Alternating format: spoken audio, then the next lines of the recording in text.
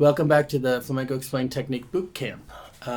I've asked you guys to learn a lot of materials, which assumes a lot about how you use your left hand. So before we do anything else, I want to review the mechanics of the left hand, which will hopefully be really helpful in helping you to relax as you learn all these materials and make sure you don't hurt yourselves and learn how to better use your left hands. I have this sort of principle about how the left hand should work that so far works pretty well for me. And there's a couple aspects to it. The first one is this thing that I think of as the robot hand, which is basically this idea that if you think about the different ways in that your left arm moves, you can really look at how you deliver your hand to the guitar. Right? So if you think about the arm can move back and forward, right? It can move up and down, and it can move side to side, right? So if I want to play a note that's here, I'm going to think about moving my hand approximately here, right? Not being down here, but being up here, and then bringing it back, right? So I'm literally delivering this finger to the 12th fret of the first string. I'm not really thinking about these things, but what I'm not doing is saying, oh, my hand's here, I'm going to play this note here, right? I'm not stretching. If I don't have to, I'm delivering the finger when possible right to where it needs to go. The shape of my hand is basically, if I ask my hand to do nothing, if I just say, if I just put my hand out, this is essentially perfect guitar position. I may close my fingers a little bit, so basically close my fist a little bit so that the fingertips are perpendicular, and then I bring them, and then that's really exactly what I want to play a note on the guitar. But basically, I'm using this. And then there's one little detail, which is that really at rest, my hand wants to be at this angle. And this angle is fine until it comes to using the pinky, right? When my hand is at this angle, these fingers work pretty well, and then the pinky has to really work to get where it's going.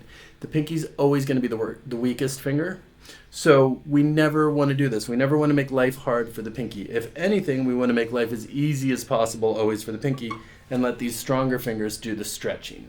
So anytime you feel any strain in the pinky side of your hand, ask yourself, could I be making life easier for the pinky side, right?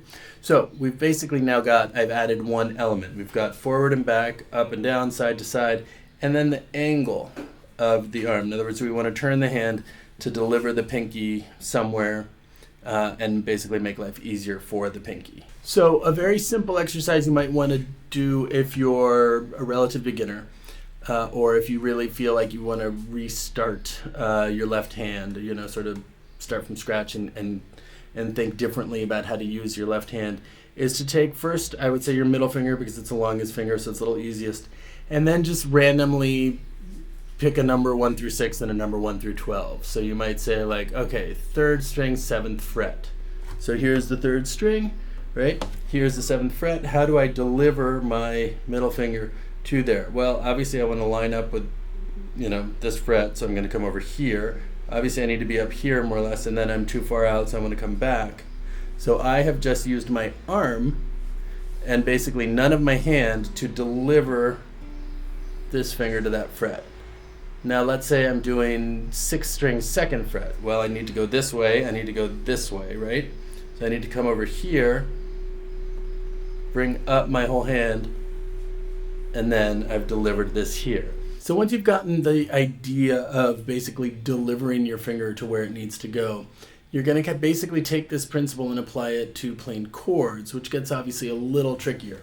So for example, if I'm playing an E minor at the beginning of the violobos chords, I'm here, and one thing that I need to keep in mind is that if my hand is too low, I'm going to drag the fingers and mute these fingers. So I need to be at a place where I can clear these strings,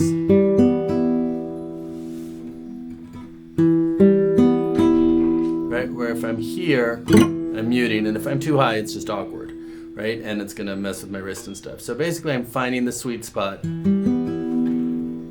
which is sometimes easier said than done. And then, for example, probably the trickiest chord in the whole Villalobos things is this chord. Right? We've got an E major, which is relatively easy for most people, and then we got to do this.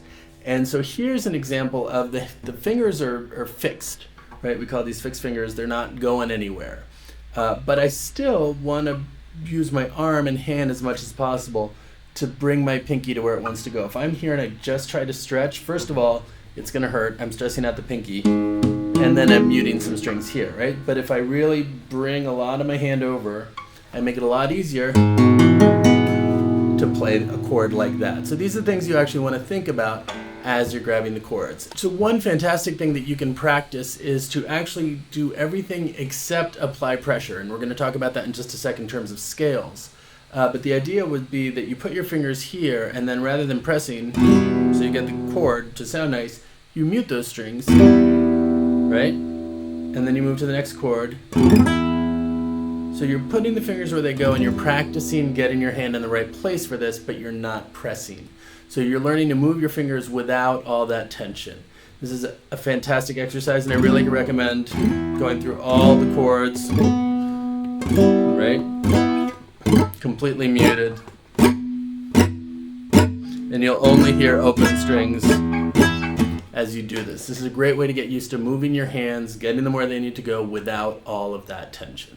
So when it comes to scales and anything single note, we've basically already discussed this. And the factor that's really important in addition to the three ways we're going to move our hand is the angle of the hand, right? So if I'm going to play these four notes and my hand's at an angle here, each finger has to work harder, right? As I just turn my hand, I just make it so much easier to get the pinky where it's going without a lot of tension. So one exercise you can do also, because sometimes it's perfectly fine to mute this string, but sometimes we need to clear it, right? Now the trick to that is that if I'm here and I'm muting, what I need to do is literally from the elbow push my arm forward like a millimeter, and that removes the flesh of the index from the finger it was touching. So this is touching, and then as I push forward, it gets out of the way.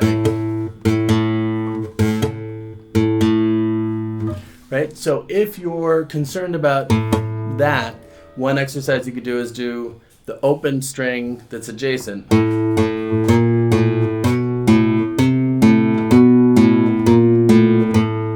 Right? Most times in real life, if you're doing that, you don't need to clear this, and it's perfectly fine to have your fingers be in a place where you would actually be muting the string. But you can practice this clearance thing this way. And obviously the chromatic scales, where you're playing here, here, and all these positions, are a fantastic way to get used to always making sure you can even start here, but as you get towards the pinky, you want to lift up this side of the hand to make sure that you're in good position to not hurt the pinky. Always protect the pinky, right? So always deliver the hand as much as possible to the pinky side. And again, I recommend muting the strings. So you're getting used to delivering your fingers to where they go. You're getting used to moving your fingers. You're doing everything except the part that creates tension for most guitarists. So it's a fantastic warm-up. It's a little unsatisfying in that you don't get to hear stuff, but after a while it becomes very satisfying in its own right, and you really sort of relax, and then little by little you add in just a little bit of pressure, and you start to realize also how little pressure it takes to make a note, that you don't have to play that hard.